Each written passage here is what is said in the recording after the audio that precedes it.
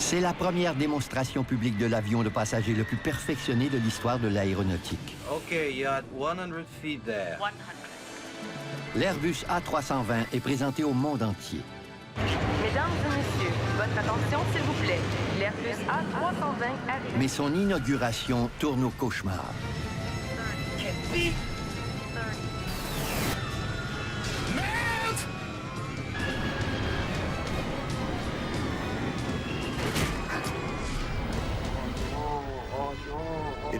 Ça n'aurait pas pu survenir à un plus mauvais moment pour Airbus. Cet écrasement était extrêmement embarrassant. La pression est énorme pour les enquêteurs. Le sort d'Airbus dépendra de leur réponse à cette question cruciale. Was it the pilot or was it the plane?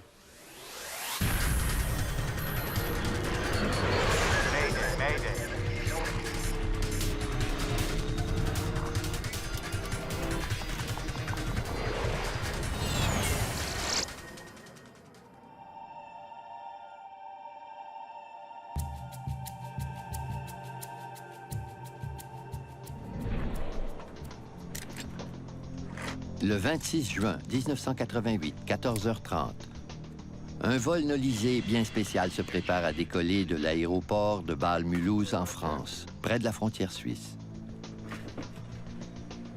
Anti-ice. Le commandant Michel Asselin est l'un des pilotes les plus réputés d'Air France. On. À 44 ans seulement, il est responsable de la formation des pilotes pour le nouvel appareil de la compagnie, l'Airbus A320.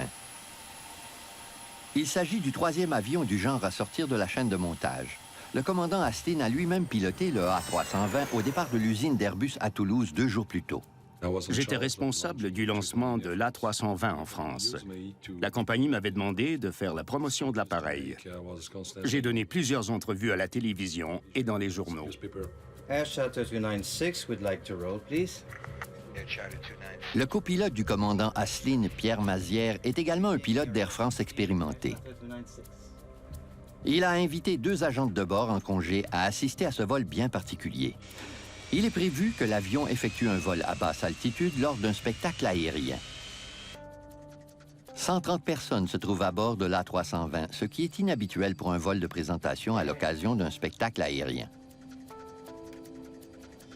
Ils n'ont pas de bagages. Pour certains passagers, c'est même un baptême de l'air. Quelques enfants ne sont pas accompagnés de leurs parents, dont une fillette de 7 ans, Mariama Bari. Après sa participation au spectacle aérien, il est prévu que l'avion s'approche du Mont Blanc, le plus haut sommet de l'Europe de l'Ouest. La plupart des passagers ont obtenu leur billet en participant à des concours organisés par une banque et des journaux. Jean-Marie Schreiber, un jeune journaliste, couvre le lancement du nouvel avion. Étant journaliste, je me suis réjoui de faire ce vol et de voir un petit peu comment les gens allaient réagir, comment ça allait se passer à l'intérieur de l'avion. Un autre journaliste, Jean-Claude Bauche, est à bord de l'appareil pour filmer l'événement. Comme montant dans cet avion, j'ai dit « Chic, c'est formidable, on va vivre un moment inoubliable ». Ça a été vraiment, oui, un moment inoubliable. L'A320 est le premier aéronef civil à disposer de commandes de vol électriques, une technologie de pointe qui informatise les commandes de vol. Jusque-là, ce système de pilotage était utilisé principalement par l'armée. Avec le système de commande de vol électrique, on peut dire que le commandant pilote l'ordinateur qui, lui, pilote l'avion. Les commandes de vol électrique modifient la relation entre le pilote et son appareil. L'ordinateur peut choisir de ne pas tenir compte des décisions de l'équipage afin de prévenir les erreurs humaines. Le calculateur de vol de l'A320 empêche le personnel navigant de faire toute opération qu'il juge dangereuse. Airbus est le premier avionneur civil qui exploite cette technologie. Il espère ainsi couper l'herbe sous le pied à Boeing, son rival américain de longue date. L'enjeu de cette première démonstration publique est de taille pour Airbus. Okay, tell me what you want in terms of speed and altitude. Okay, then, take-off light turn. We go nice and easy to find our thing. On tenait à montrer tout le potentiel de l'appareil. Je ne dirais pas qu'on voulait en mettre plein la vue, mais on voulait faire du bon travail et on était confiants. Once we identify the airfield, we extend flaps to 3. We'll do the flyover at 100, landing gear out, and you just leave it up to me. I'll give it Alpha Max. Done it 20 times. Okay. Le commandant Asselin a prévu une manœuvre spectaculaire. Un vol à basse altitude au cabré prononcé et à l'incidence Alpha Max. Il s'agit de la vitesse minimale à laquelle peut voler un avion sans décrocher. Ladies and gentlemen, hello and welcome aboard this Airbus A320, which was put into service just 2 days ago. We will soon be taking off for a short sightseeing flight, which will start from the Absheim Flying Club, and then we'll be flying around Mont Blanc. I wish you a very pleasant flight. That's done. ACF 296Q, clear for takeoff from runway 16. We're rolling. Take off. Go. Parameters normal. 100. 100. It's already requesting climb. You see that? Yes, that happens. I know the bug. V1. Rotate.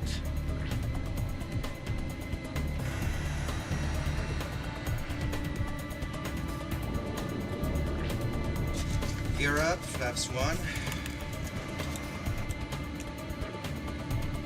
After take-up checklist completed. Le vol à destination de Absheim, où a lieu le spectacle aérien, n'est que de 5 minutes. Dans cette ville paisible d'Alsace, ce spectacle est l'événement de l'été. L'aérodrome est si petit que ses coordonnées ne figurent pas dans la base de données de l'appareil. Les pilotes doivent le repérer à vue. You're at 8 nautical miles. You'll soon see it. There's the highway. We leave the highway to the left, don't we? No, to the right of the highway. It's slightly to the right of the highway.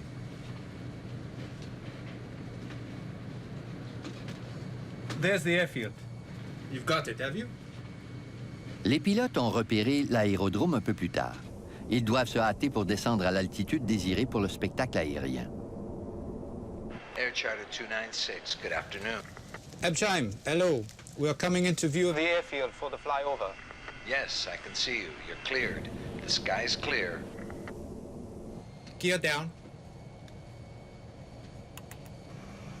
Okay, we're going in for low altitude, low speed flyover. 296. Roger. Flaps 2.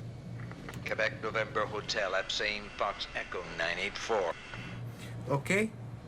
984. Put in 984. Ils doivent perdre de l'altitude et de la vitesse pour procéder à leur manœuvre audacieuse. 200. 200. Mesdames et messieurs, votre attention s'il vous plaît.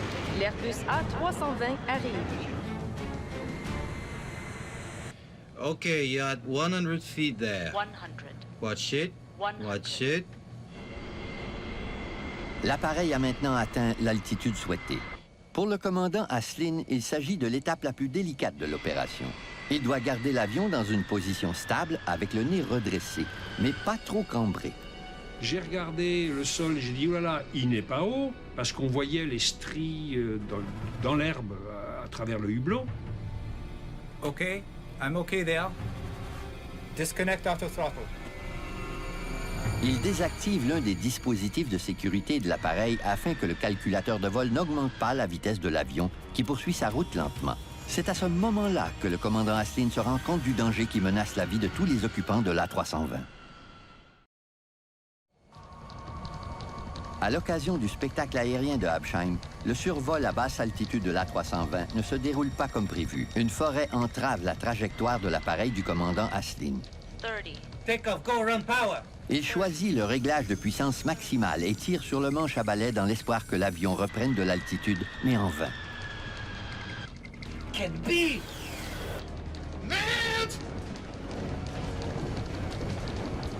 J'ai commencé à voir par le hublot des branches d'arbres.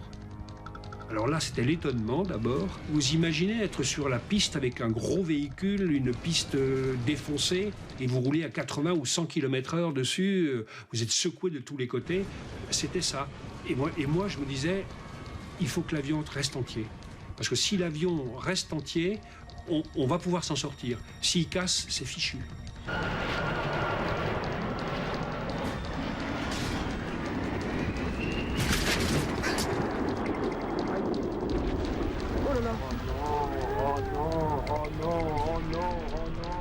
Avec son réservoir de carburant bien rempli, l'aile droite de l'avion à réaction est arrachée.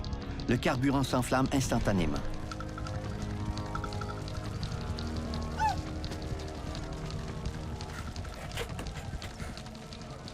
On s'est arrêté très rapidement. Au sol, j'ai cassé mon siège tellement je m'y agrippais fermement. J'ai vu toutes ces flammes autour du poste de pilotage qui s'élevait à 20 mètres dans le ciel. Et il y avait de la fumée partout. Le copilote est grièvement blessé. Il était couvert de sang. Malgré son harnais de sécurité, il s'était heurté la tête. What the hell have you done? I don't know. I don't understand. Il y a encore eu un grand silence au moment où l'avion s'est immobilisé. Étrangement, le fuselage ne s'est pas rompu. Tout le monde a survécu à l'écrasement. Mais les occupants ne sont pas hors de danger pour autant. Alors là, je me penche du côté droit et je vois des flammes rouges. Les hublots étaient rouges. Et je me dis, on a tenu, mais on va mourir brûlé. Et ensuite, on a entendu quelqu'un qui disait « Sortez, sortez, il y a le feu ». Evacuate the aircraft. Hurry, I'll deal with him. Il ne dispose que de 2 issues de secours pour l'évacuation. Les autres sorties sont la proie des flammes. Mais d'épaisses branches d'arbres bloquent les 2 portes, ce qui complique l'opération. La panique générale envahit la cabine et certains passagers n'arrivent pas à détacher leur ceinture de sécurité. Marie-Françoise Frosch est l'une des dernières passagères à s'extirper de son siège. Elle remarque Mariama Barry, prisonnière de sa ceinture. Mariama Barry, elle avait 7 ans, 8 ans. Et après l'accident, les gens, en se précipitant vers la sortie, se sont appuyés sur les dossiers des sièges. Les dossiers se sont rabattus sur elle. Et puis, coincée par sa ceinture, on ne l'a pas vue, on l'a oubliée. Let me help you. Let me help you. Oh, Mais il est trop tard. it will be okay. Asphyxiées par la fumée, elles ne parviennent pas à sortir de l'avion. Dans le poste de pilotage, le commandant Asselin tente désespérément de sortir son copilote blessé de l'appareil en flammes. Je l'ai dégagé de son siège. J'ai détaché son harnais et j'ai réussi à le transporter jusqu'à la glissière. Quand le dernier passager a quitté l'avion, les membres de mon équipage m'ont dit « Tout le monde est sorti, commandant. »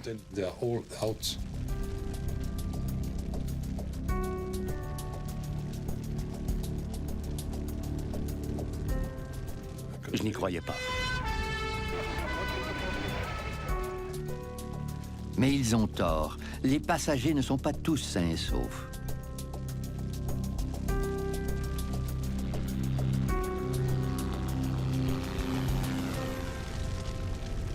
Marie-Françoise Frosch, Mariama Barry et un autre jeune garçon ont péri.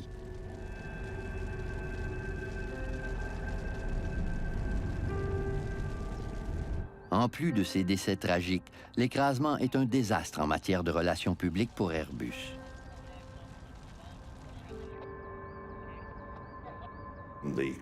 Ça n'aurait pas pu survenir à un plus mauvais moment pour Airbus.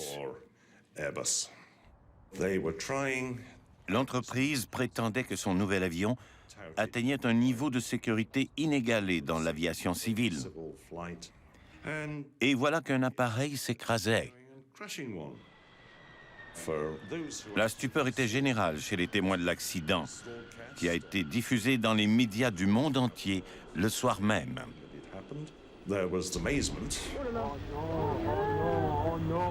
Cet écrasement était extrêmement embarrassant.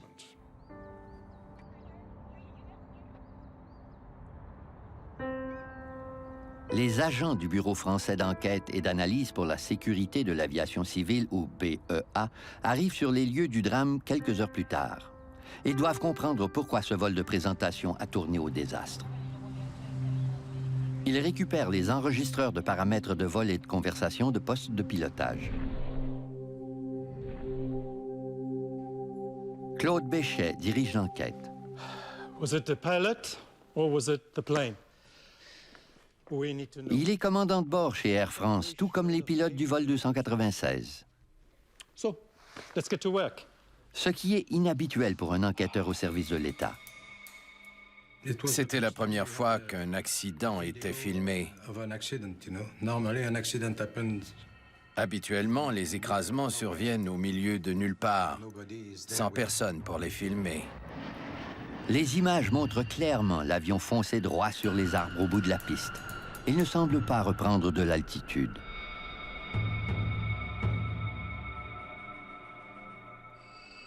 L'enregistreur de conversation de poste de pilotage révèle un indice déconcertant. Take off, go around power.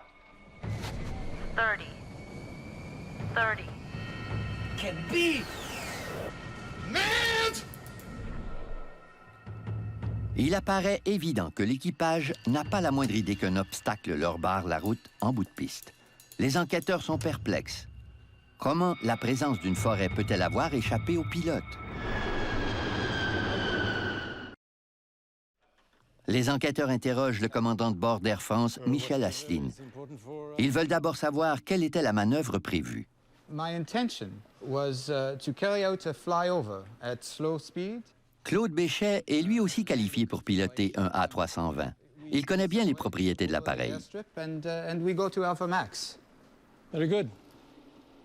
Il ne voit rien qui cloche dans le plan du commandant Asselyne. C'était pas mal. Sa manœuvre était bien planifiée. Il m'a paru transparent et il m'a paru désireux de collaborer avec les enquêteurs. Les enquêteurs s'intéressent alors à la façon dont Air France a préparé l'équipage en vue du spectacle aérien. Ils trouvent une note de service dictant les règles à suivre lors de spectacles aériens. Un élément retient leur attention. Air France a fixé la hauteur minimale de survol pour les spectacles aériens à 30 mètres. Voilà qui enfreint la réglementation nationale. Elle aurait dû être fixée à 150 mètres. Mais à l'époque, les pilotes qui participaient au spectacle aérien avaient tendance à descendre un peu plus bas et parfois très, très bas. L'enquêteur principal, Claude Béchet, se demande si d'autres erreurs ont été commises lors de la planification du vol.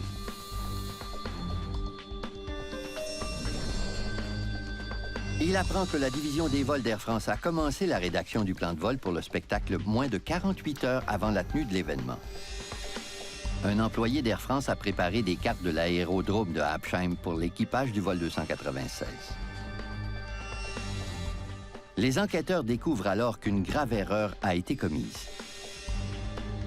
La forêt qui entoure l'aérodrome ne figure pas sur les photocopies.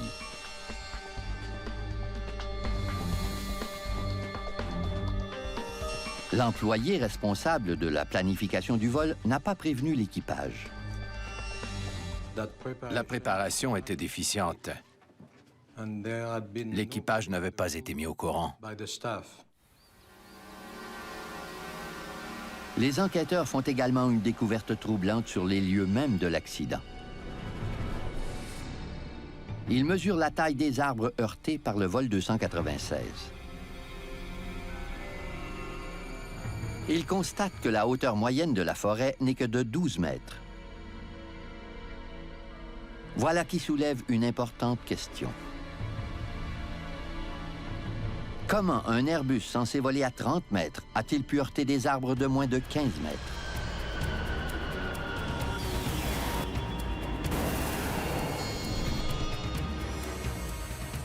De toute évidence, le vol 296 a tragiquement dévié de son plan de vol initial. Il a perdu de l'altitude avant de plonger dans la forêt. Seules les données des boîtes noires sauront expliquer la cause de l'écrasement. L'enregistreur de données de vol de l'A320 est retrouvé au bout de quelques heures. L'appareil fournit des informations au sujet d'environ 200 fonctions de l'avion, traçant ainsi un tableau détaillé des dernières minutes du vol 296.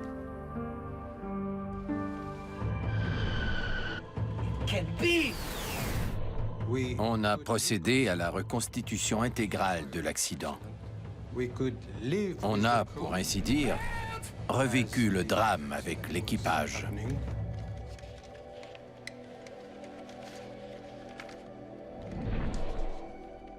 Deux constatations surprenantes ressortent de l'examen des données.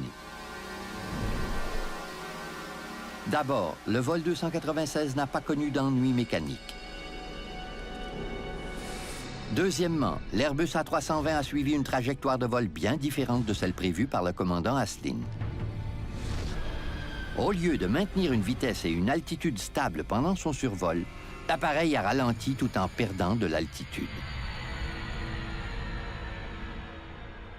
Au-dessus de l'aérodrome de Habsheim, le vol 296 a ralenti à 112 nœuds seulement, soit la vitesse minimale d'un A320.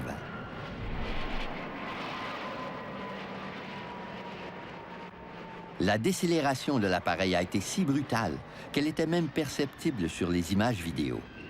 Pourtant, Michel Aslin est l'un des commandants de bord les plus expérimentés d'Air France.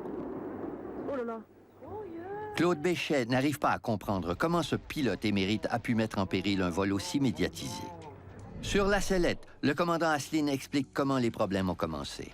You were using a navigation chart? Yes, we had some difficulty locating the airfield. We leave the highway to the left, don't we? No, to the right of the highway. It's slightly to the right of the highway. There's the airfield. You've got it, have you? Ils ont aperçu l'aérodrome trop tard. Quand ils l'ont vu, ils ont réduit les gaz et ont perdu de l'altitude. Les pilotes ont précipité leur descente afin de se placer en bonne position pour leur manœuvre. Ils ralentissaient encore au moment où ils ont survolé la piste. That's the airfield. You confirm? Affirmative. Mais un autre problème se présente. La piste aux abords de laquelle les spectateurs sont rassemblés n'est pas celle prévue selon la trajectoire de vol. L'équipage du vol 296 d'Air France n'est pas bien préparé pour son vol de présentation.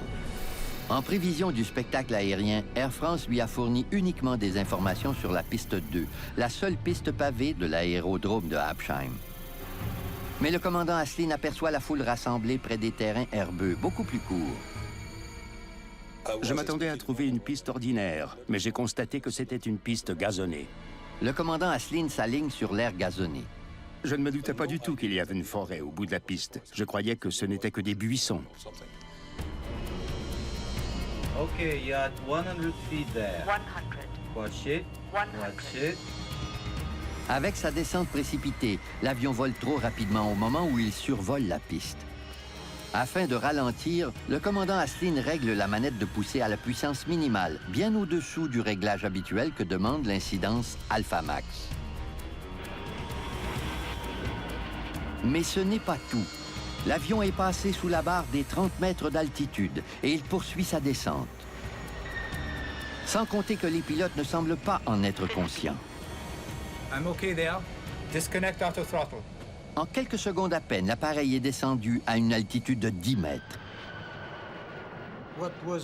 Une chose était certaine. Cet avion volait à environ 10 mètres au-dessus du sol. Peu importe les autres données, celle-ci était extrêmement importante. Take off, go, run power.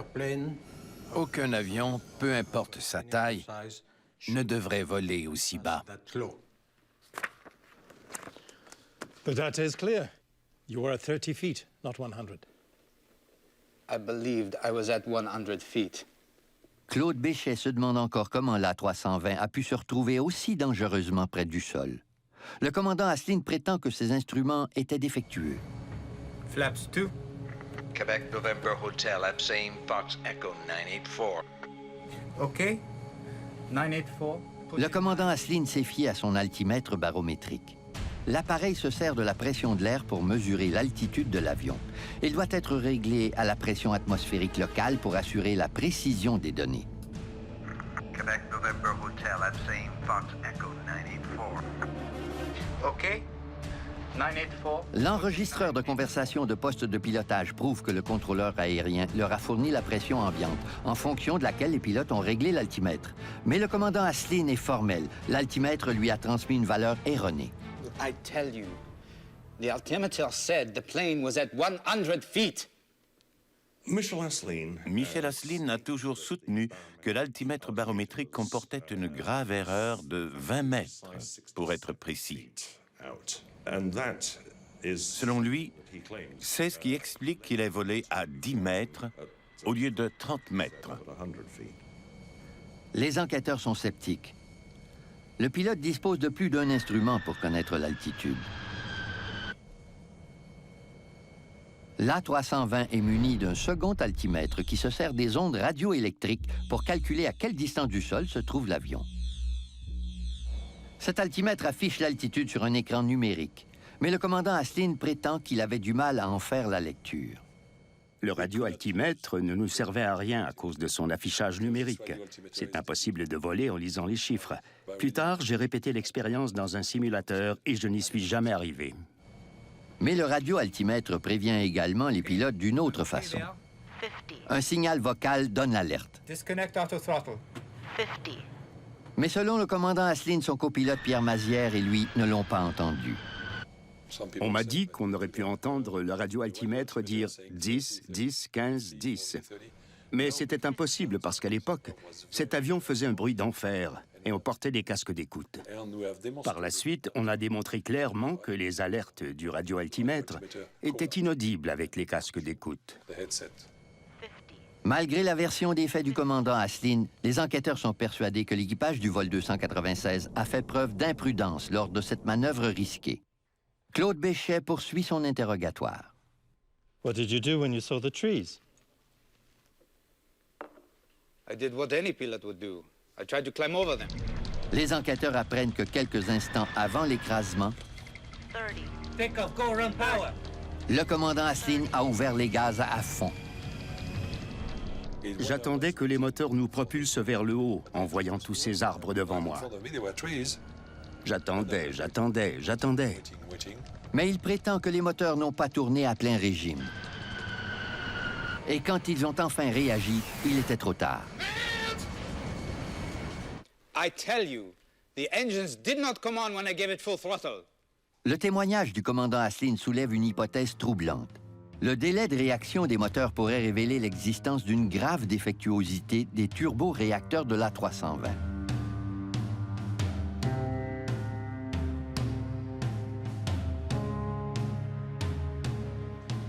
Le commandant Asselin est convaincu que les moteurs n'ont pas réagi assez rapidement dans les secondes précédant l'accident. Et il a bien l'intention de le prouver. Il met la main sur un document d'Airbus qui mentionne un grave défaut des moteurs de l'A320.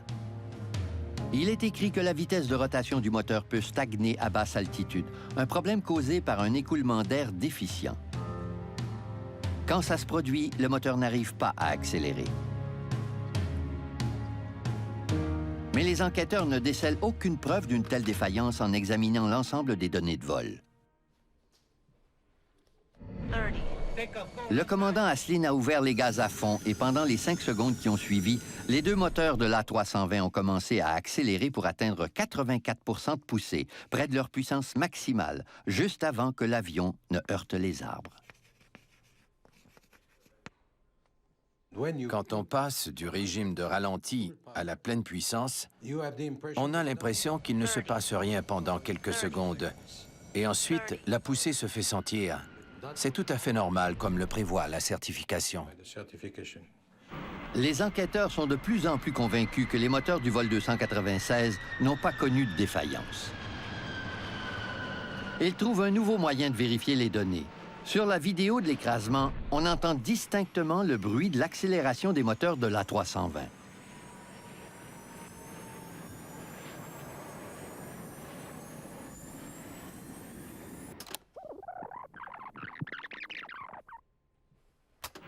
En analysant ce bruit, les ingénieurs peuvent mesurer quelle puissance était générée par les moteurs dans les secondes précédant l'écrasement. On a réussi à évaluer le régime des moteurs grâce à la vidéo et à l'enregistreur de données de vol. Il n'y avait aucun problème avec les deux moteurs. L'enquêteur principal, Claude Béchet, se heurte à un nouveau casse-tête.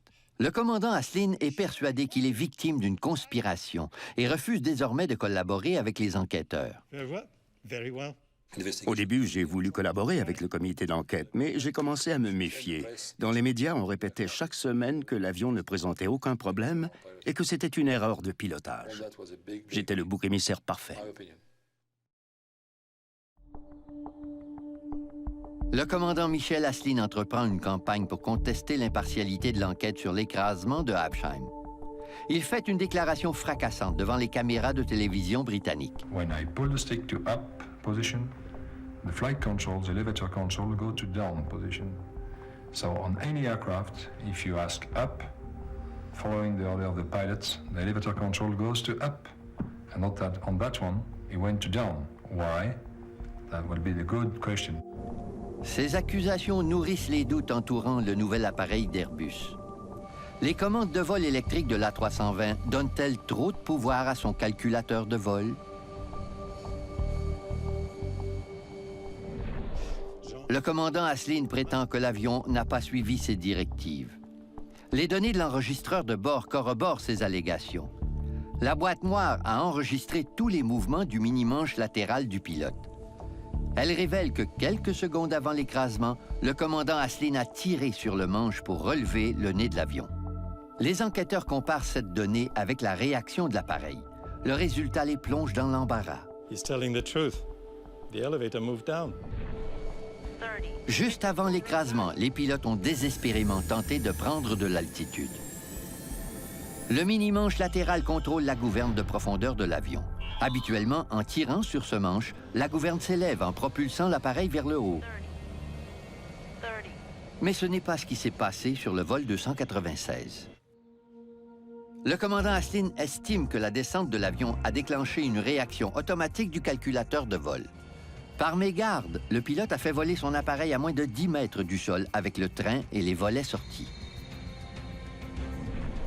Quand l'avion s'est présenté au-dessus de la piste, il a touché à un taillis d'arbres, ce qui a momentanément fait passer la lecture de l'altimètre sous les 10 mètres. Voilà qui a pu suffire à faire entrer le circuit de commande de vol en mode atterrissage. Malgré les directives du commandant Asselin, il est possible que le calculateur de vol ait abaissé le nez de l'avion en prévision d'un atterrissage.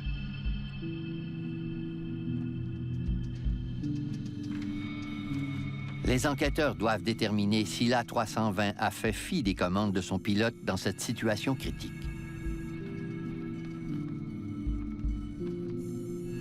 Ils analysent les données de l'enregistreur de bord.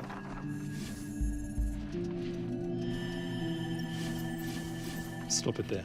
Mais à leur grande déception, So was the plane in landing mode or not? l'enregistreur de bord ne peut confirmer si l'appareil était bel et bien en mode atterrissage. Les systèmes de l'A320 sont d'un tel perfectionnement que l'enregistreur ne peut relever toutes les fonctions de l'avion. L'enquêteur Claude Béchet adopte une autre stratégie pour trouver une réponse à sa question. Il reproduit l'approche du commandant Asselin à l'aérodrome de Habsheim pour voir comment réagit l'A320. OK, let's start the descent. Power to flight idle. Now put it into Alpha Max. That's it. Gently. J'ai reproduit les circonstances exactes de l'accident. mais sur la plus longue piste de l'aéroport de Toulouse. Altitude, 40 feet, 35 feet. On a reproduit l'accident précisément comme il s'était passé. L'enquêteur a comme objectif de descendre à 10 mètres d'altitude, exactement comme l'a fait Asselin. Now pull up slightly to level off. Hold it there.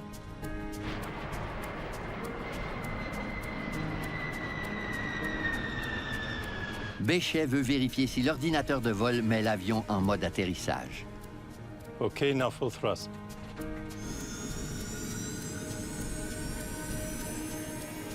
Did you feel that? Alpha protection. Lors du vol de l'enquêteur, l'ordinateur a réagi en abaissant le nez de l'avion, tout comme à Absheim.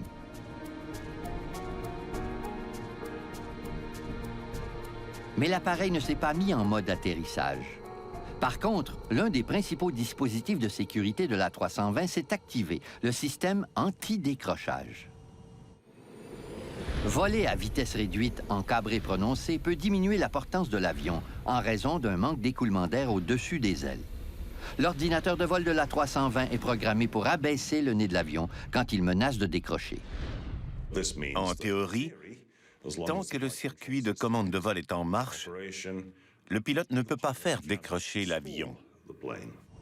Claude Béchet en arrive à la conclusion que l'ordinateur de vol a bel et bien ignoré les directives du commandant Asselin. Mais selon lui, ce faisant, l'ordinateur a empêché l'avion de décrocher et de s'écraser encore plus violemment juste avant la forêt.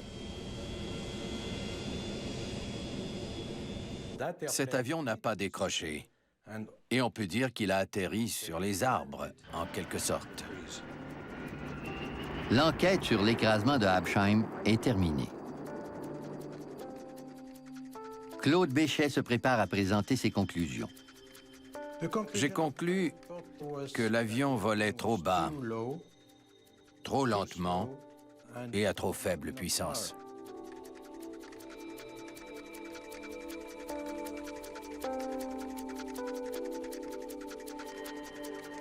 Aux yeux de Claude Béchet, son rapport vient clore le débat sur la tragédie de Absheim. Mais l'affaire est loin d'être terminée. Le système judiciaire français poursuit le commandant Asselin. Il est accusé d'homicide involontaire pour la mort de 3 passagers. Il risque d'être condamné à une longue peine de prison. Mais Michel Asselin croit détenir suffisamment de preuves pour prouver son innocence. Il est convaincu de l'existence d'un complot. Les boîtes noires auraient été altérées, passant ainsi sous silence les problèmes du système de commande de vol électrique du nouvel Airbus A320. D'abord, les enregistrements ont été purement inventés. Deuxièmement, le contenu des enregistrements a été trafiqué. Selon le commandant Asselin, tout a commencé sur le site de l'écrasement. Un employé de la Direction générale de l'aviation civile de France est photographié en train de saisir les enregistreurs de vol de l'Airbus A320. Ces mêmes boîtes noires sont présentées en preuve au procès de Michel Asselin. Mais étrangement, elles semblent différentes. J'ai l'occasion de voir les boîtes noires, celles qui sont aux mains de la justice. Mais quand je vois l'état dans lequel elles étaient, c'est des vieilles boîtes pleines de rayures, avec de la poussière, la peinture écaillée. Je dis, mais attends, ça peut pas être des boîtes du crash de l'avion qu'on avait, était tout neuf. Il dit, c'est pas les bonnes. Le commandant Asselin demande à un institut de criminologie suisse de comparer les 2 photographies. Sa conclusion est sans équivoque. Il ne s'agit pas des mêmes boîtes noires.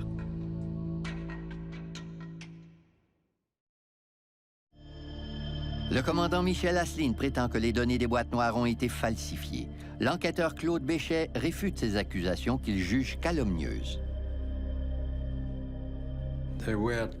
Ils essayaient de prouver que les enregistrements avaient été trafiqués. On ne comprenait pas, parce que tous les experts dans le domaine s'entendaient pour dire que c'était physiquement impossible. Mais il y a bien un expert qui doute de l'authenticité des boîtes noires.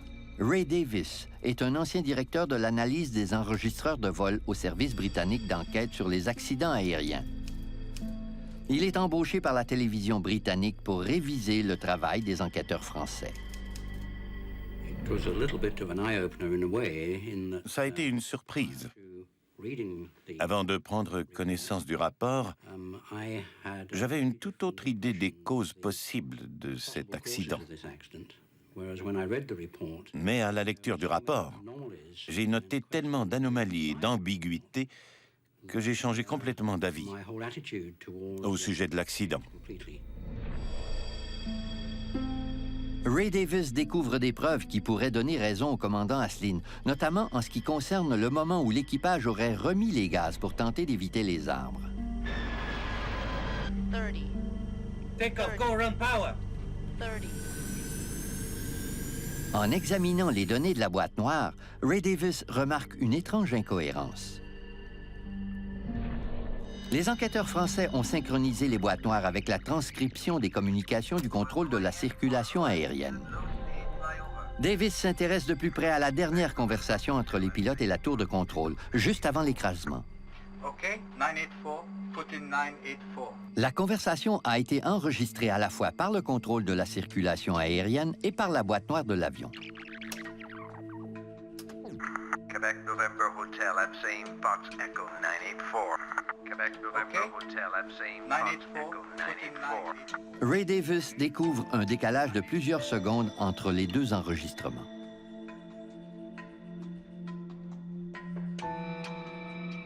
Selon les données de la boîte noire, le commandant Asselin aurait remis les gaz à fond 5 secondes avant de heurter les arbres.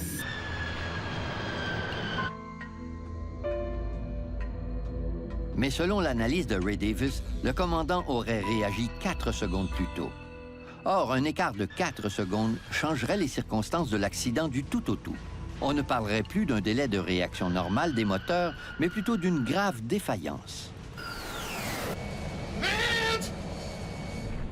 Michel Asselin affirme que le délai de réaction des moteurs a été plus long que la normale. Le système judiciaire français rejette les allégations du commandant Asselin. Après de nombreux appels, il est reconnu coupable d'homicide involontaire et condamné à 10 mois de prison.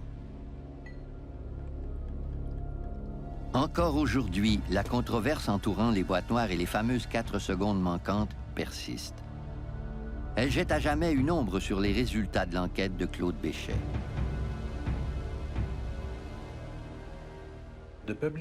L'opinion publique s'est probablement dit que, comme les enjeux étaient élevés et que l'avenir de l'industrie aéronautique européenne était menacé, les enregistrements avaient été falsifiés pour blâmer le pilote au lieu de la compagnie. Mais c'est absolument impossible. Le rapport d'enquête de la tragédie de Absheim émet plusieurs recommandations. D'abord, la présence de passagers à bord de vols de présentation devrait être interdite. Un meilleur repérage des aérodromes pour les équipages de conduite est également requis, de même qu'une révision des procédures des compagnies aériennes pour s'assurer qu'elles sont conformes à la réglementation officielle, notamment en matière d'altitude.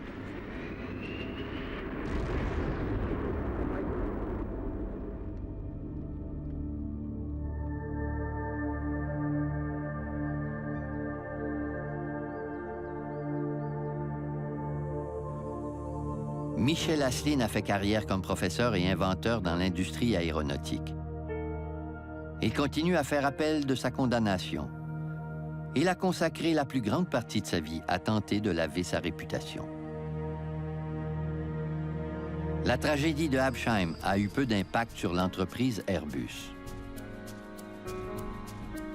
L'A320 est devenu l'un des avions commerciaux les plus prestigieux de l'histoire. 750 appareils ont été vendus au cours des 10 années suivant son lancement. Et la technologie des commandes de vol électrique a été adoptée en toute sécurité par une nouvelle génération d'avions de passagers.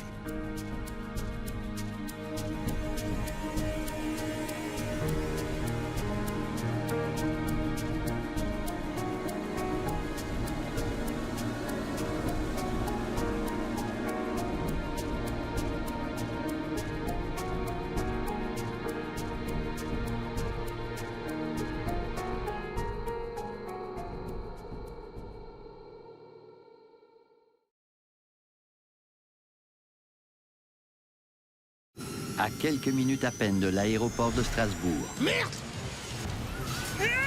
Un Airbus A320 heurte violemment le sommet d'une montagne.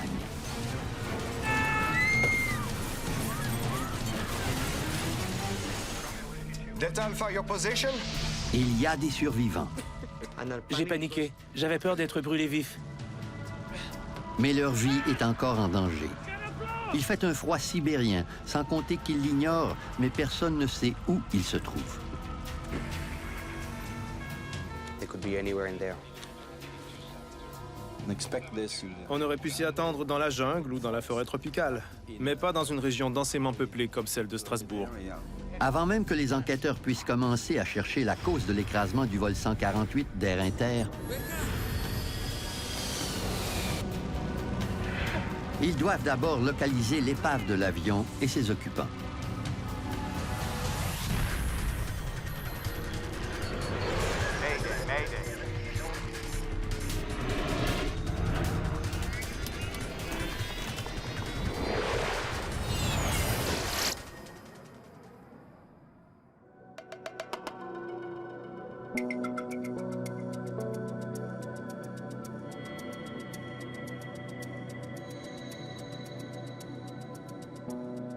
« 20 janvier 1992.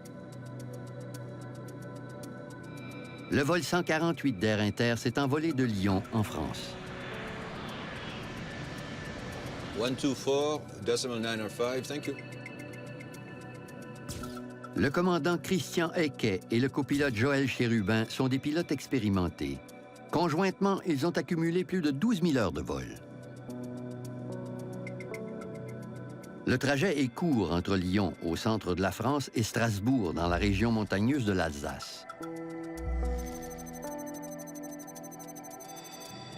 La compagnie aérienne française Air Inter attire majoritairement une clientèle d'affaires et se targue toujours d'être à l'heure.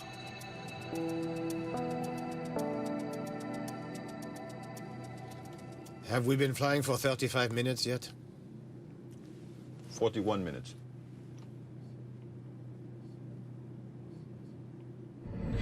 Les pilotes sont aux commandes d'un Airbus A320, l'un des avions commerciaux les plus perfectionnés de l'industrie. Avant même de décoller, ils programment le pilote automatique pour atterrir sur une piste précise à Strasbourg. Le poste de pilotage de l'A320 est bien différent de celui des autres modèles d'avions. Au lieu d'instruments analogiques, les pilotes disposent d'affichage numérique.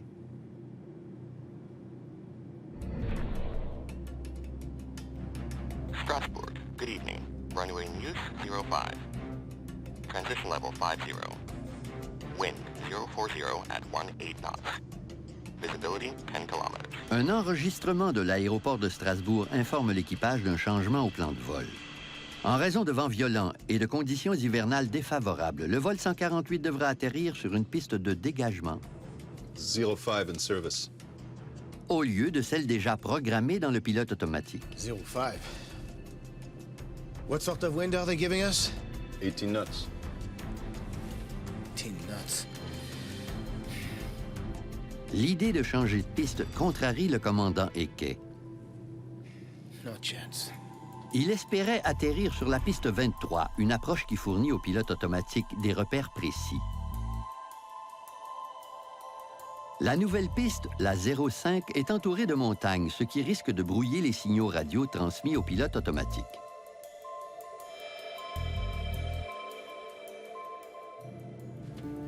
You know, if we go with the runway 05 procedure, we...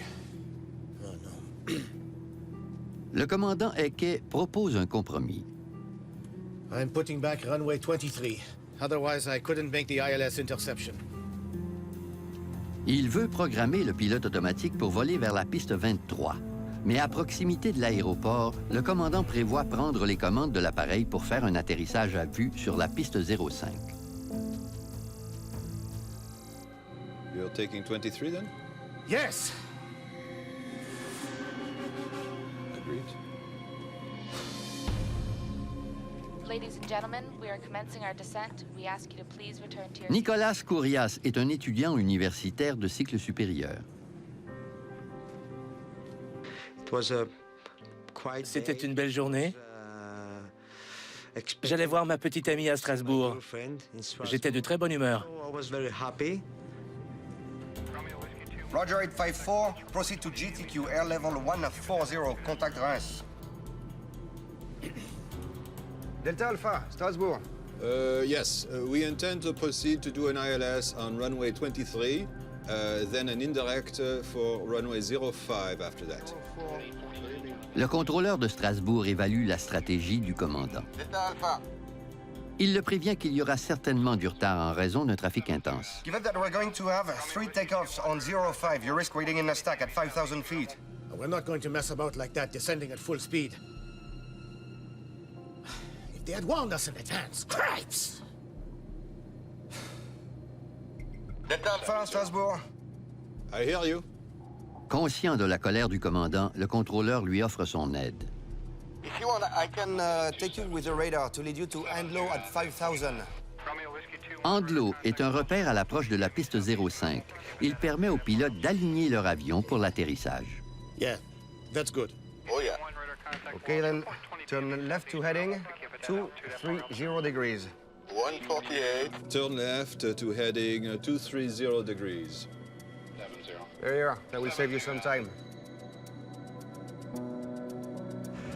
Comme l'approche finale sur la piste 05 ne peut se faire avec le pilote automatique, le commandant doit calculer lui-même l'angle de descente. That makes 3 decimal 3 degrees.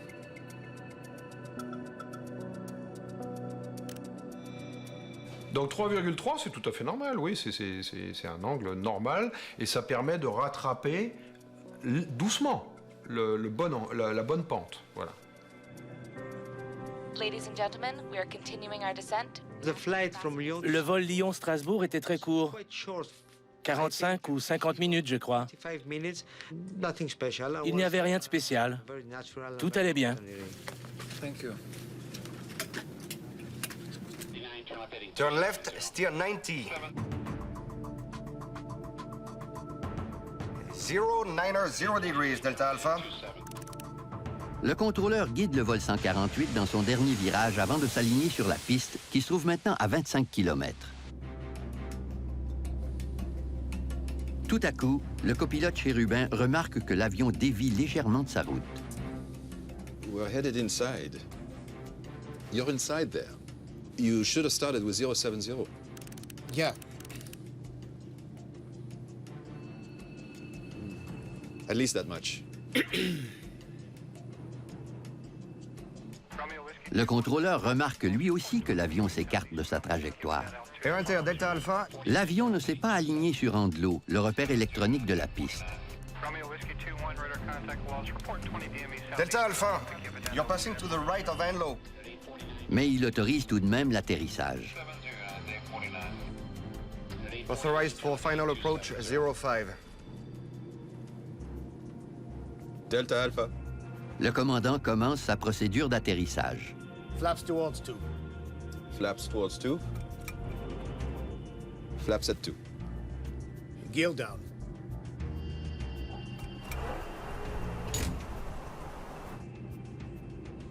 Ladies and gentlemen, we are going to land in a few minutes. Le commandant Eke remarque que l'avion vole trop rapidement. Il déploie donc les aérofreins qui gênent l'écoulement de l'air sur les ailes. La résistance qui s'ensuit ralentit l'appareil. We have to watch our descent. The approach axis. Le copilote est davantage préoccupé par leur position horizontale par rapport à la piste. It was 60. Check it out. Ouais, ouais. Mais les pilotes n'ont pas le temps de rectifier le tir. Merde!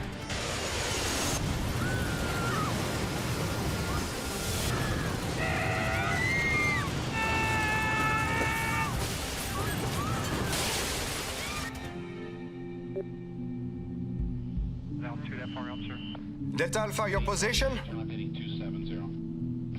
Air Inter, Delta Alpha, Strasbourg.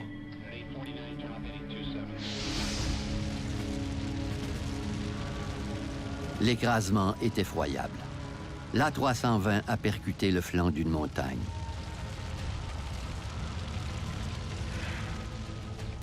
Delta Alpha, your position?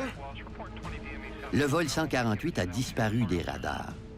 Les communications radio demeurent sans réponse. Les mesures d'urgence sont déclenchées à l'aéroport de Strasbourg. This is the last hit we got. They were flying about 20 kilometers away from the airport. Ils doivent d'abord localiser le lieu de l'écrasement. Mais ce n'est pas si simple. Les données du radar de l'aéroport ne sont pas enregistrées. Le radiophare de repérage d'urgence de l'avion n'a pas émis le moindre signal. Et étonnamment, personne ne semble avoir été témoin d'un écrasement d'avion. It could be anywhere in here. On délimite un secteur de recherche qui s'étend sur plus de 20 km² de forêt dense aux abords de Strasbourg.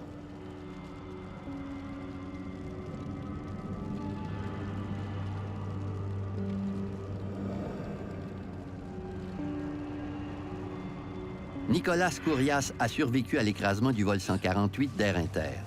Il s'en tire avec de légères blessures.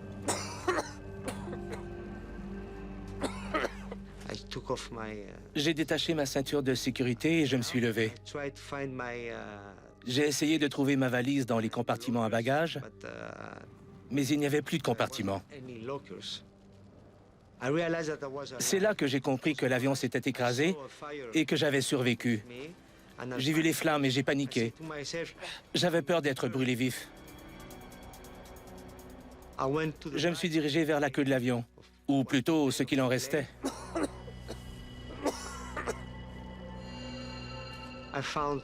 J'ai trouvé d'autres survivants. J'avais peur que l'avion explose. J'étais paniqué. Les survivants sentent une forte odeur de carburant. Ils s'éloignent de l'avion en flammes.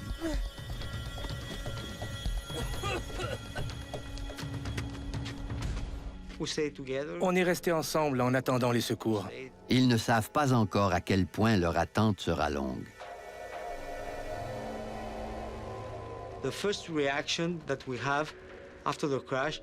Après l'écrasement, on s'est dit que les secours allaient arriver dans une demi-heure ou une heure tout au plus. Mais ça n'a pas été le cas. Une heure après l'écrasement, les secouristes ignorent toujours où se trouve l'épave de l'avion.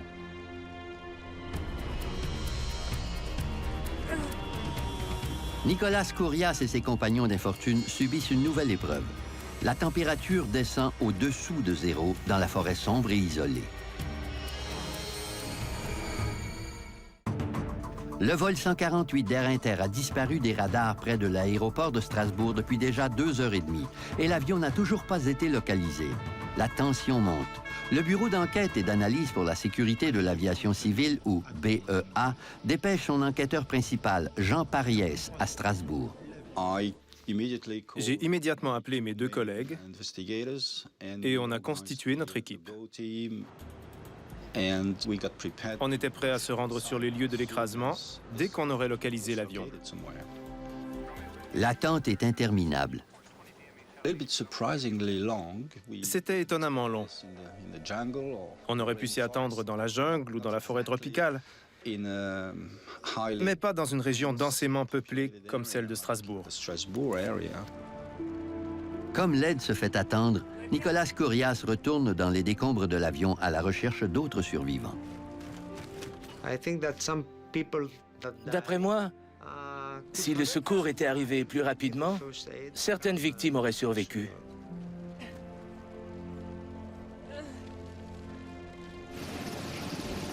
Près de 1000 personnes recherchent l'avion disparu. Mais 3 heures après l'écrasement, il reste introuvable.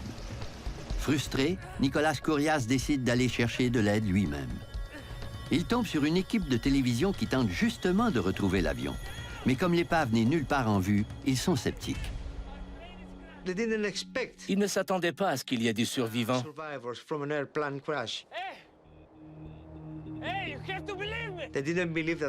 Ils ne m'ont pas cru quand je leur ai dit que j'étais l'un des passagers.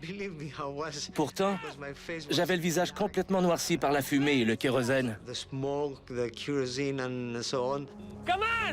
Les journalistes le suivent jusqu'au lieu de l'écrasement, où les attendent 8 autres survivants.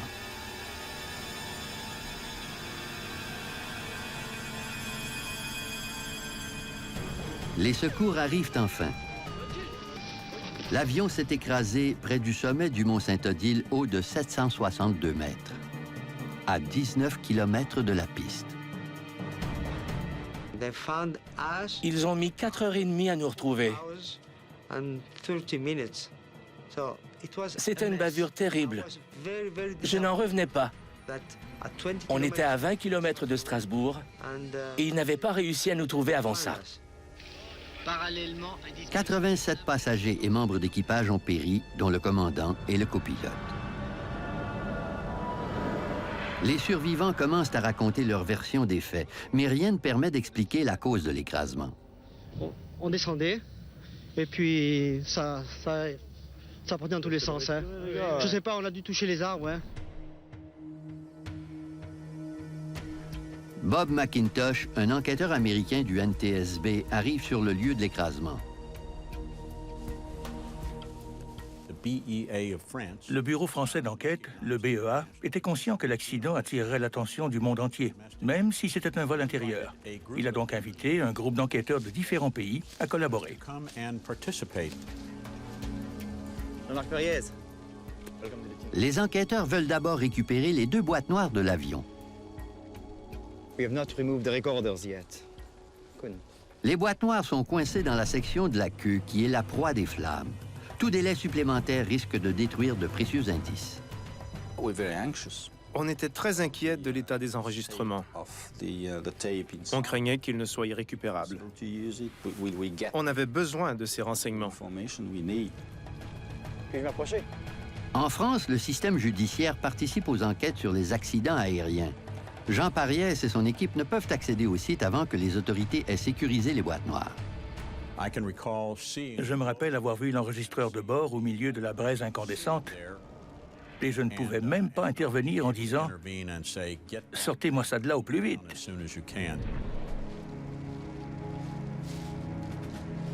Après minuit, les boîtes noires sont enfin récupérées et envoyées au laboratoire aux fins d'analyse.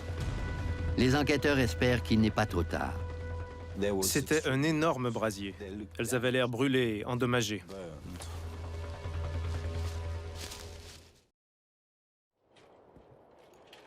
À la lumière du jour, les enquêteurs examinent attentivement les décombres de l'écrasement du vol 148 d'Air Inter.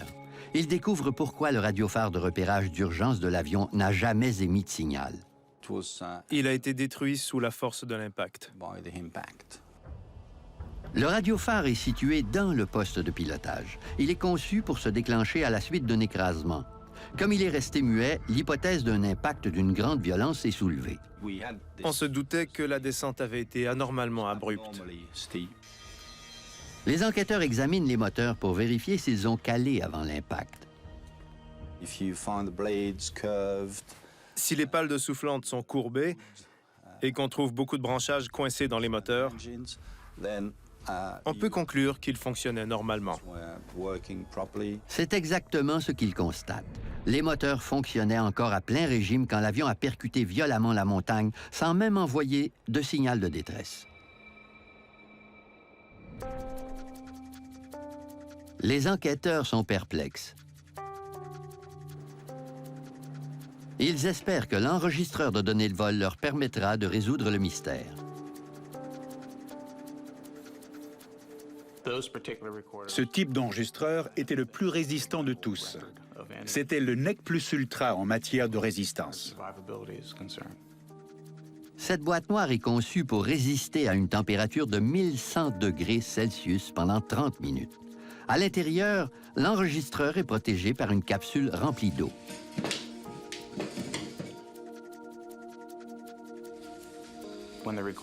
Quand l'enregistreur chauffe, l'eau se transforme en vapeur en absorbant l'énergie et en s'évaporant par une petite ouverture dans la capsule de protection. Mais les enquêteurs font une découverte troublante en ouvrant l'enregistreur de données de vol. Le DFDR n'était plus bon à rien. Les données étaient irrécupérables. Il avait été soumis à une chaleur intense pendant plus de 30 minutes. L'enregistreur n'était pas conçu pour résister aussi longtemps à la chaleur. On était extrêmement déçus. Il reste un dernier espoir de récupérer les données de vol. Il s'agit de ce qu'on appelle un enregistreur à accès rapide, ou QAR. Les mécaniciens se servent du QAR pour accéder aux ordinateurs de l'avion, mais le dispositif enregistre également certaines données de vol. Contrairement aux boîtes noires, le QAR se trouve près du poste de pilotage. Les enregistreurs à accès rapide ne sont pas protégés. Ils sont situés à l'avant de l'appareil, dans le compartiment électronique. En général, la force d'un impact les détruit. Les enquêteurs sont soulagés d'apprendre que cette fois, le QAR a résisté au choc.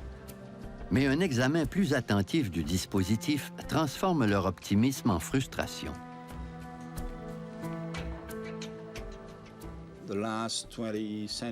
Les 20 derniers centimètres du ruban étaient brûlés et endommagés. Ils étaient trop endommagés pour qu'on puisse en faire la lecture.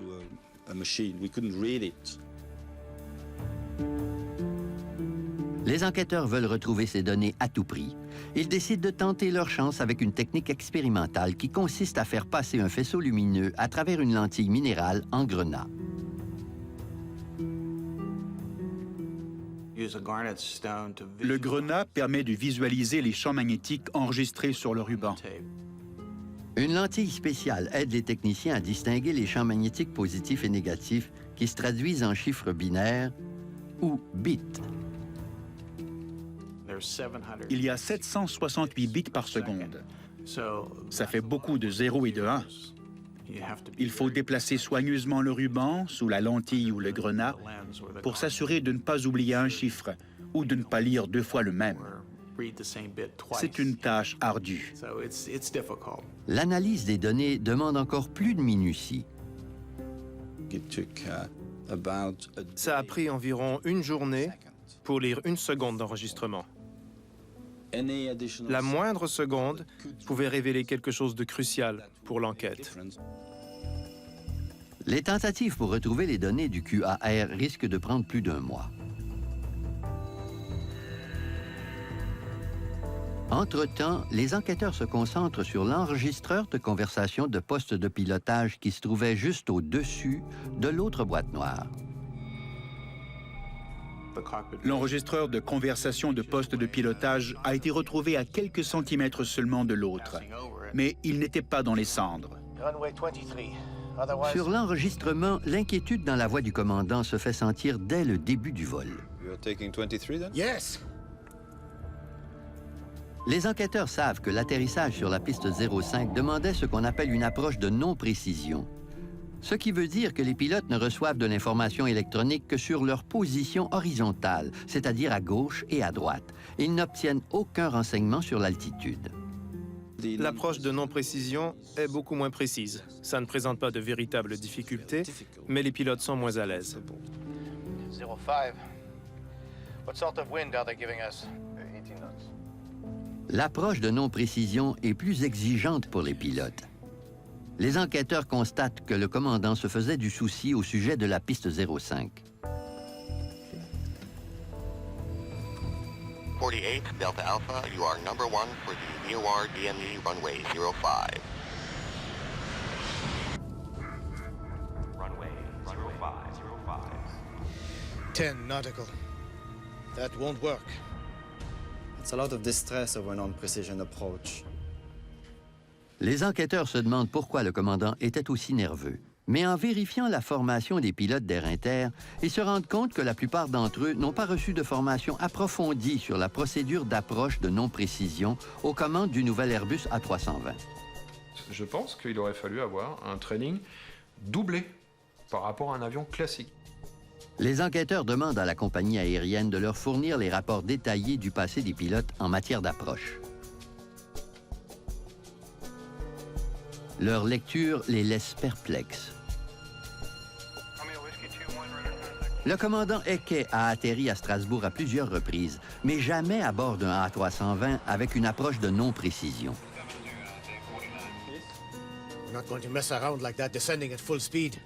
De toute évidence, le commandant ne se sentait pas à l'aise de pratiquer une manœuvre d'atterrissage qu'il ne connaissait pas.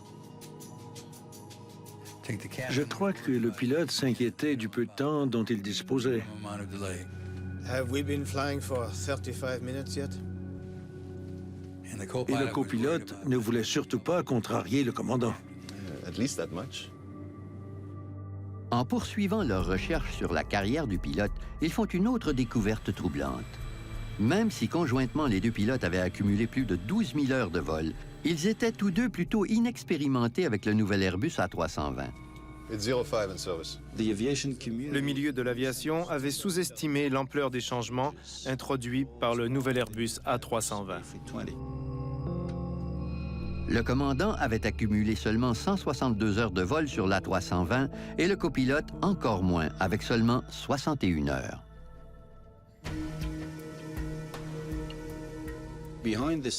La confiance de l'équipage a joué un rôle dans cet accident. Ils ont manqué de confiance, à la fois en eux et en l'appareil. Ils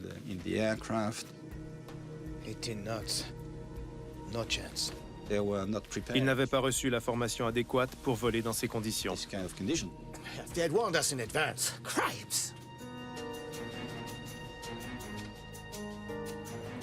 Les enquêteurs concluent que la formation des pilotes était insuffisante. Mais cette conclusion n'explique pas à elle seule l'écrasement. Merde!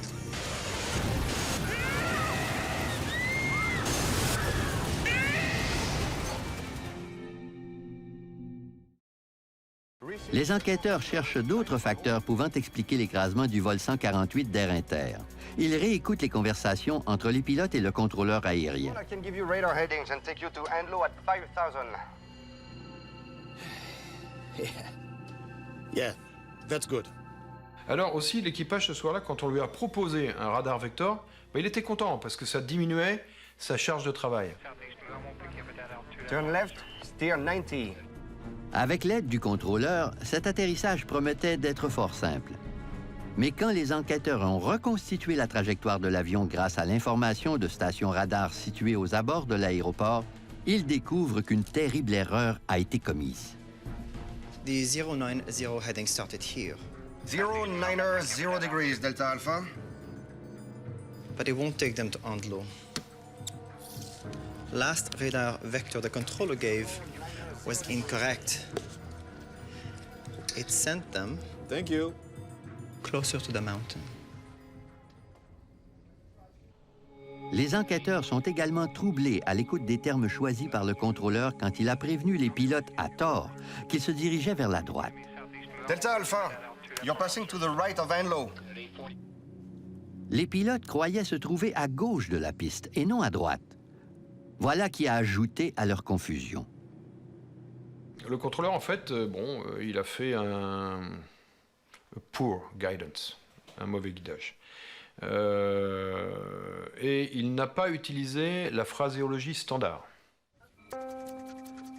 Les enquêteurs recommandent que les contrôleurs n'utilisent que des points de compas en donnant des directions sans jamais prononcer les mots « droit » ou « gauche ». Il ne fait pas de doute que l'erreur du contrôleur a dirigé l'avion vers la montagne. Turn left, steer 90. 090 degrees. Mais encore une fois, les enquêteurs sentent qu'un élément leur échappe.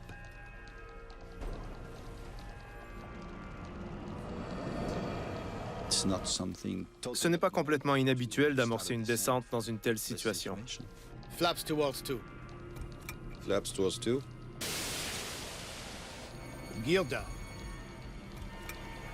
En reconstituant la trajectoire du vol, les enquêteurs découvrent quelque chose de plus alarmant que le problème d'orientation horizontale. Étrangement, en contournant la montagne, l'avion a effectué une descente aussi abrupte que rapide. Leur descente était environ 2,5 fois plus rapide que la normale. À cette altitude, c'était fatal. Without the steep descent, they would have cleared the mountain. Si la trajectoire verticale avait été respectée, il se serait posé sans problème. Authorized for final approach 05. En étudiant la trajectoire du vol 148, les enquêteurs constatent que la vertigineuse descente a commencé 60 secondes avant l'écrasement. Sur l'enregistrement, rien ne laisse croire que la manœuvre était intentionnelle. Comment se fait-il que les pilotes ne s'en soient pas rendus compte? Le mystère reste entier. Ce n'est pas compliqué de surveiller l'altitude. L'altimètre du poste de pilotage affiche en permanence l'altitude au pilote. L'altimètre est un instrument d'une grande précision et d'une grande fiabilité, entre 1,5 et 3 mètres près. L'ignorer constituerait une grave erreur de la part des pilotes. Sur l'enregistrement, on entend une seule remarque concernant la perte abrupte d'altitude. We have to watch our descent. Le commandant l'a prononcé 16 secondes avant l'écrasement. Il venait tout juste de déployer les aérofreins. L'avion accélérait de façon anormale. Le commandant s'est rendu compte que la vitesse verticale de descente était problématique. Mais le copilote a changé de sujet. The approach axis. We're hitting the axis a half point off. There. It was 60. Check it out. Il a attiré l'attention du commandant sur leur position horizontale au lieu de leur descente verticale, qui constituait pourtant le vrai problème. Finalement, les deux pilotes n'ont pas su reconnaître la gravité de la situation. Je crois qu'ils voulaient sortir des nuages afin de voir la piste de leurs propres yeux. Comme ça, ils n'auraient pas eu besoin de l'approche aux instruments. It was 60. Check it out. Mais l'avion n'est jamais sorti des nuages. En aviation, il y a un vieil adage qui dit que les montagnes se cachent dans les nuages. Merde! Il devient de plus en plus évident que l'équipage ne surveillait pas assez attentivement son altitude. Mais il y a un mystère encore plus grand. Qu'est-ce qui a provoqué cette descente fatale? Après des mois d'efforts, les enquêteurs ont peut-être trouvé l'explication. Ils ont enfin récupéré les données de vol disponibles de l'enregistreur à accès rapide. On était très impatients d'en apprendre davantage. Ces données confirment que tout juste avant l'écrasement, l'avion filait vers le sol à une vitesse extrêmement élevée, 3300 pieds par minute, soit 1000 mètres par minute. Elles confirment également que l'angle de trajectoire de vol était dangereusement prononcé, beaucoup plus que les 3,3 degrés programmés par le commandant. Decimal 3 degrees. That's quite a difference. Ce n'est pas tout.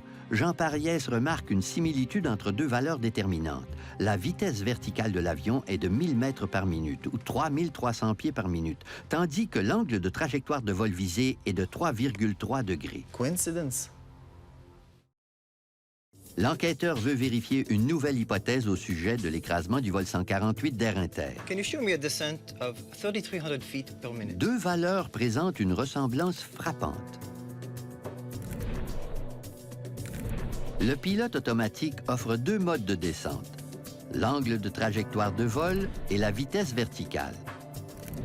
Comme ils sont affichés dans la même fenêtre, 3300 est abrégé en 33. Now, show me a flight angle of minus 3.3 degrees. Le problème sur cet avion, c'est que les deux valeurs étaient affichées dans la même fenêtre et commandées par le même bouton. 3,3 degrees. Jean Pariès soupçonne que la confusion semée par l'affichage a embrouillé le commandant Ecke. So, it wouldn't be hard to make that mistake, would it? Si on n'est pas très attentif, c'est facile de confondre les deux valeurs. Si le commandant n'a pas appuyé sur le commutateur de mode, le fait d'entrer la valeur 33 n'a donc pas initié un angle de trajectoire de vol sécuritaire de 3,3. Au contraire, il a précipité l'avion dans une descente meurtrière à une vitesse de 3300 pieds par minute.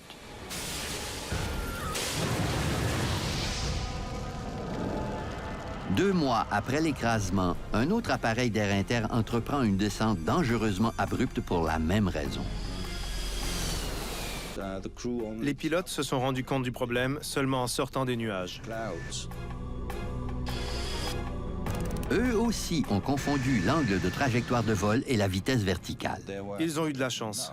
Le plafond nuageux était beaucoup plus haut, ce qui leur a permis de corriger leur erreur à temps. Des recherches approfondies révèlent que ce problème s'étend à tous les A320. De nombreux pilotes ont confondu ces deux modes, surtout pendant leur formation. Mais plusieurs sont tombés dans le piège malgré leur expérience. Impatient de vérifier son hypothèse, Jean Pariès programme un simulateur avec les données connues du vol 148. Ensuite, il entre la vitesse verticale de descente qu'il estime avoir été choisie par les pilotes d'Air Inter. Si l'enquêteur dit vrai, la simulation se terminera par la collision de l'avion avec la montagne. Ce n'est pas le cas. We're missing something. Étrangement, cette confusion n'a pas provoqué l'écrasement. À chacune de nos tentatives, l'avion a survolé l'obstacle sans même s'en approcher. Have we factored in the wind? Il a fallu envisager d'autres hypothèses. Let's try again, but initiate the turn sooner. Mais aucune n'était vraiment plausible. Malgré tous ses efforts, Jean Pariès n'arrive pas à reproduire l'écrasement. Incapable de l'expliquer, il demande la collaboration du fabricant de l'appareil. Après des recherches approfondies, un concepteur d'Airbus fournit une explication intéressante à Jean Pariès au sujet d'une particularité méconnue du pilote automatique. En situation d'urgence, si l'A320 doit changer rapidement de cap, le pilote automatique est programmé pour modifier la direction de l'appareil 2 fois plus vite que la normale. Le pilote automatique réagit beaucoup plus rapidement dans certains cas. Généralement, ça survient quand un avion descend et qu'on demande au pilote automatique de reprendre de l'altitude ou l'inverse. On a immédiatement vérifié les données au moment précis où les pilotes ont donné la commande de descendre. Gear down. Jean Pariès relève une tragique coïncidence. Malheureusement, à cette seconde précise, il y a eu de la turbulence. There was an ascent. It's very slight, but there it is. La turbulence passagère a fait prendre un peu d'altitude à l'avion. C'est ce qui a provoqué une vitesse verticale de montée de 180 mètres par minute pendant une fraction de seconde. Malheureusement, c'est pendant cette fraction de seconde que les pilotes ont amorcé leur descente. Le pilote automatique l'a interprété comme une situation d'urgence nécessitant un changement de direction rapide. That could be it. Les enquêteurs envisagent une terrible possibilité. Est-ce qu'une rafale de vent fortuite survenue à la mauvaise seconde pourrait avoir eu des conséquences aussi tragiques? Here it comes.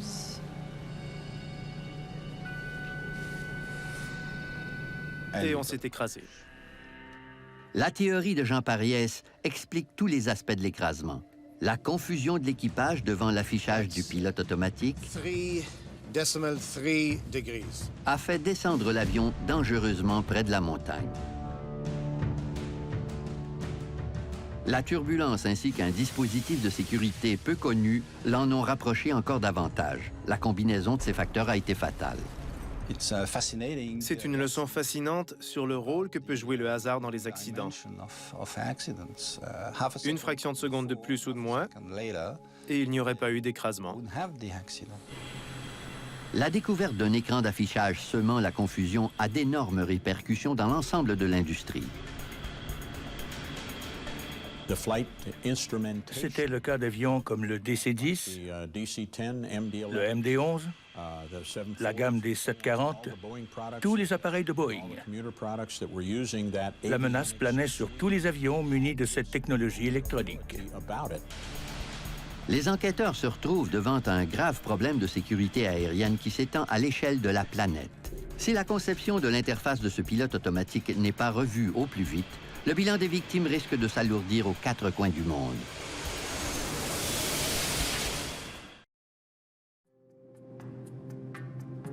Les preuves s'accumulent quant au rôle qu'a joué l'interface du pilote automatique de l'Airbus A320 dans l'écrasement. C'est ce qui a conduit les pilotes d'Air Inter à régler accidentellement une vitesse de descente fatale. 3,3 degrees. On a prévenu l'industrie pour qu'elle se mette tout de suite au boulot.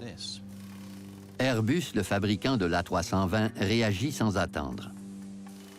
La principale modification, qui a été effectuée très rapidement, consistait à changer la fenêtre d'affichage. Avec le nouveau design, si un pilote programme une vitesse verticale de 3300 pieds, les 4 chiffres seront affichés au complet.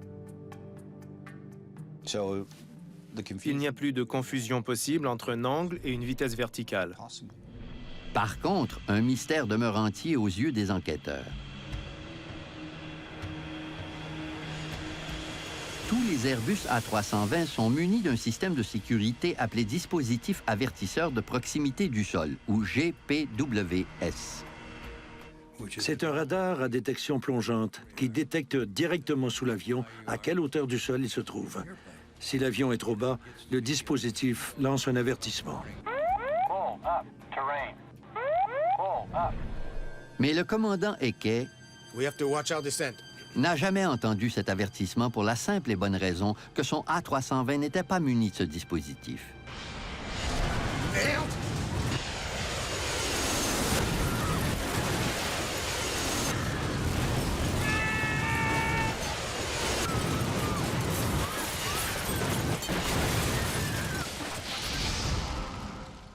On s'est tout de suite demandé pourquoi cet avion n'était pas équipé du dispositif.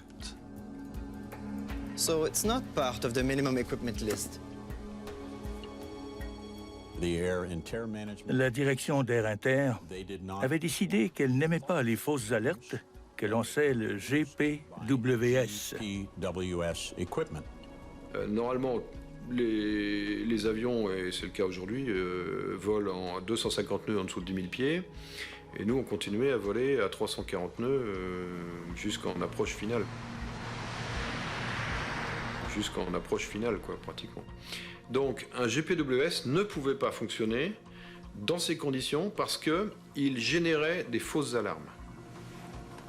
Cette décision, même si elle est parfaitement légitime, a empêché les pilotes de bénéficier d'une dernière chance de renverser la vapeur avant de percuter la montagne. C'est pas possible d'imaginer un instant que les pilotes n'auraient pas remis les gaz. C'est pas possible. Il faut absolument que tous les avions commerciaux soient munis d'un GPWS. C'est devenu une évidence. The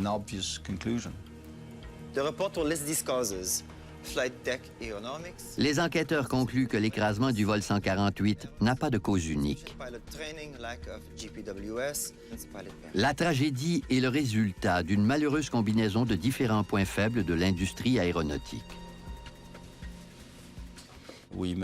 On a fait environ 35 recommandations, notamment au sujet de la formation des pilotes et de l'importance du dispositif avertisseur de proximité du sol. Ces recommandations ont porté fruit. Désormais, les pilotes doivent être mieux formés sur l'A320 avant d'en prendre les commandes. De pilote, je crois qu'il y a c'est 300 heures, il me semble, sur l'avion. Et donc, ils ont estimé que 300 heures, c'était suffisant. Chatelain, quand il parlait de 800, il parlait d'un niveau d'expertise. Un autre changement concerne les boîtes noires, qui sont maintenant plus résistantes à la chaleur.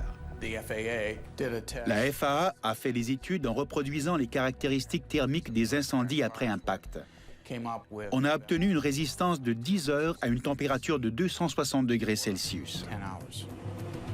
Delta Alpha, your position? Air Inter, Delta Alpha, Strasbourg. À la suite de l'écrasement de Strasbourg, l'A320 est un avion plus sécuritaire. Les changements découlent toujours de ce que les gens perçoivent comme étant une bonne raison. Et malheureusement, un accident est toujours une bonne raison. Mais les avancées technologiques en aéronautique ne remplaceront jamais la formation et l'expérience des pilotes. En aviation, on apprend très tôt qu'il ne faut jamais piloter un avion vers un endroit que notre cerveau n'a pas déjà visité au moins 5 minutes auparavant.